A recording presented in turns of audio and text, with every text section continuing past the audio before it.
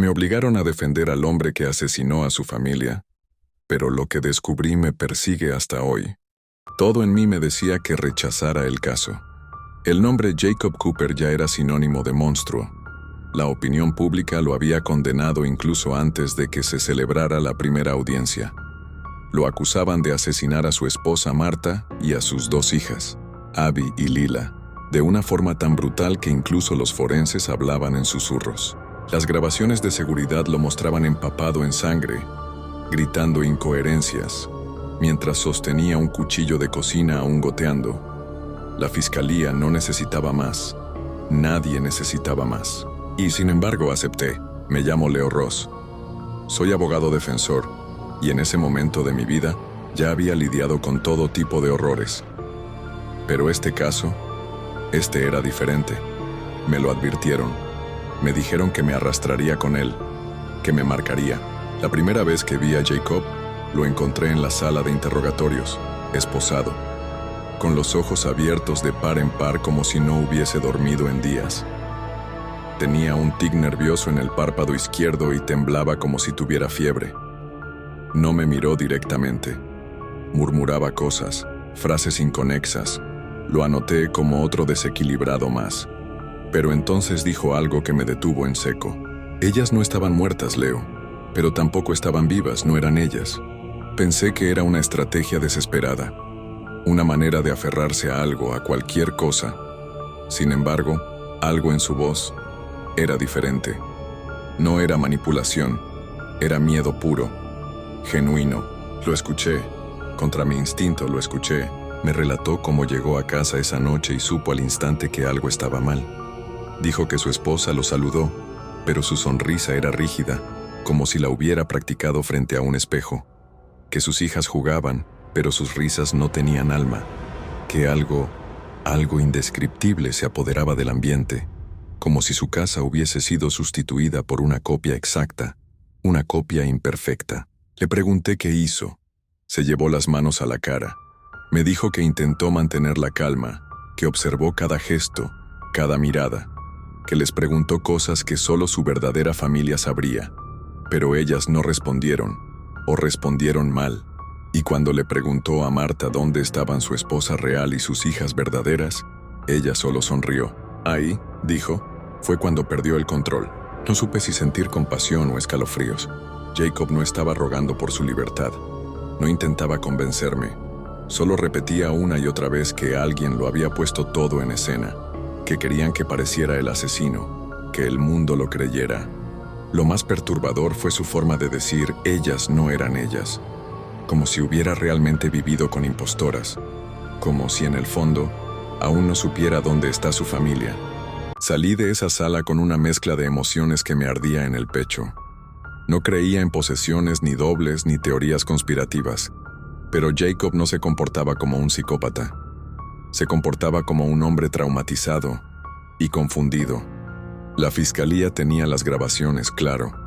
Videos donde Jacob aparecía gritando, destruyendo el comedor, golpeando a su esposa con un objeto contundente, pero algo no cuadraba. Había un momento, unos segundos apenas visibles donde se le ve paralizado, mirando fijamente a Marta como si viera un fantasma. Esa mirada me dejó una sensación incómoda. Contra todo pronóstico, decidí tomar el caso. El juicio sería difícil, casi imposible de ganar.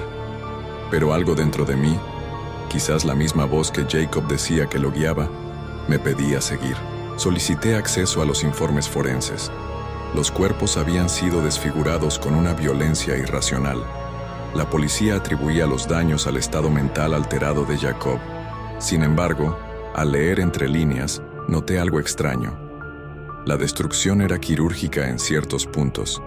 Los cráneos, por ejemplo, estaban destrozados justo en las zonas que se usan para el reconocimiento dental. Y lo más inquietante, la piel de las yemas de los dedos de Marta había sido arrancada, no quemada ni rasgada, cortada con precisión. ¿Quién haría eso? Si no fuera alguien intentando borrar una identidad. Pedí acceso a la morgue. El patólogo forense se mostró reacio al principio, pero logré persuadirlo. Cuando destapó las camillas, Tuve que hacer un esfuerzo enorme por mantenerme de pie. Los cuerpos estaban casi irreconocibles, envueltos en una paz macabra. Pero lo que más me impactó fueron las manos de Marta, o mejor dicho, lo que quedaba de ellas. Las yemas estaban limadas, peladas hasta dejar expuesta la dermis, y justo en una de ellas noté algo, una cicatriz delgada, circular, en la base del dedo anular izquierdo, algo que parecía la marca de un anillo ausente. Pedí que me dieran todos los objetos recolectados de la escena del crimen.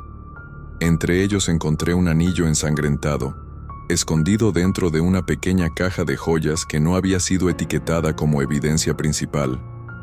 Lo limpié y vi grabado dentro: "Siempre tú, J". Se lo mostré a Jacob en la siguiente visita. Se quedó mirándolo, mudo, como si acabara de despertar de una pesadilla. Me dijo algo que aún me da escalofríos: ese anillo. Marta nunca se lo quitaba. Lo llevaba puesto la última vez que vi a mi verdadera esposa. Me quedé helado. Ese pequeño detalle había sido olvidado por él, hasta ahora. Y ese olvido, esa omisión, no era propia de un asesino tratando de ocultar. Era de alguien que genuinamente creía que Marta, la que murió, no era Marta. Comencé a considerar lo impensable. Empecé a investigar por mi cuenta, y cuanto más cavaba, más me sentía atrapado en una red de sombras y mentiras. Visité la casa de Jacob, que seguía acordonada. Conseguí una orden judicial para revisar la escena antes de que fuera vendida como parte del embargo. La atmósfera allí era opresiva. Todo estaba intacto, salvo por las manchas secas de sangre y los muebles volcados. Pero hubo algo que me llamó la atención. Una pared en el pasillo mostraba marcas de uñas, como si alguien hubiera intentado resistirse a ser arrastrado. Y justo al lado, en el marco de la puerta, encontré una pequeña inscripción a lápiz. Unas iniciales AC no eran de ninguno de los miembros de la familia Cooper, y no aparecían en ninguna otra parte del expediente policial. Seguí indagando en los archivos de llamadas del teléfono de Marta. La última conversación registrada era con un número no identificado, 10 minutos antes del presunto asesinato. El registro había sido borrado del teléfono, pero la compañía de telecomunicaciones tenía una copia. Logré obtenerla tras presentar una orden. El número estaba registrado a nombre de una empresa que ya no existía, Arcanis Clinical, una supuesta clínica experimental que cerró misteriosamente 2 años atrás, después de una investigación por manipulación genética sin consentimiento. Algo no encajaba. ¿Qué relación podía tener una clínica cerrada con una familia común como los Cooper? Volví a ver las grabaciones de seguridad. Esta vez, sin adelantar, sin suposiciones. Observé cada segundo. Y entonces lo vi. Un destello apenas perceptible. En el minuto exacto en que Jacob grita, antes de arremeter contra Marta, hay un reflejo metálico en su cuello, como un pequeño pinchazo, como si lo hubieran inyectado. No estaba en el informe de la policía, no estaba en el cuerpo, no estaba en ninguna parte. Llevé el video a un experto en edición. Me confirmó que el archivo no mostraba ninguna alteración digital, es decir, lo que se ve ocurrió. El pinchazo era real, pero ¿cómo no quedó rastro físico? ¿Por qué nadie lo mencionó? Jacob me lo había dicho, que sentía que lo habían manipulado, que lo habían obligado, y ahora tenía motivos para creerle. Lo siguiente que hice fue buscar cualquier rastro de los supuestos suplantadores. Pero ¿por dónde empezar? Decidí investigar a fondo a Marta. No por dudas hacia ella, sino porque todo partía de su comportamiento extraño esa noche. Revisé sus redes, sus correos, su historial médico. Y fue entonces cuando encontré algo aterrador. Según su registro dental, Marta tenía un diente de oro en una muela inferior. Lo tuvo desde los 16 años. Pero en el cadáver que me mostraron en la morgue, no había diente de oro. Solo hueso, solo restos. ¿Y si esa mujer no era Marta? Me encontraba frente a una de esas verdades que no podés contarle a nadie, sin que te miren como si estuvieras loco. Porque si esa mujer no era Marta, ¿quién era? ¿Y por qué alguien querría suplantarla junto a las hijas de Jacob, Comencé a investigar los antecedentes de la clínica Arcanis Clinical. Lo que encontré me dejó sin palabras. Antes de su cierre, la clínica había estado involucrada en proyectos secretos con agencias gubernamentales. Experimentaban con modificación genética y clonación parcial de tejidos humanos.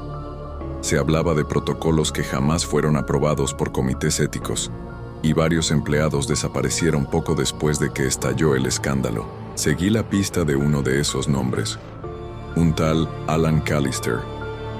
Era genetista, y su firma aparecía en los informes de cierre de Arcanis. Al principio pensé que era una coincidencia, pero entonces recordé las iniciales en la pared de la casa. AC. No podía ser casualidad. Después de varios días lo encontré.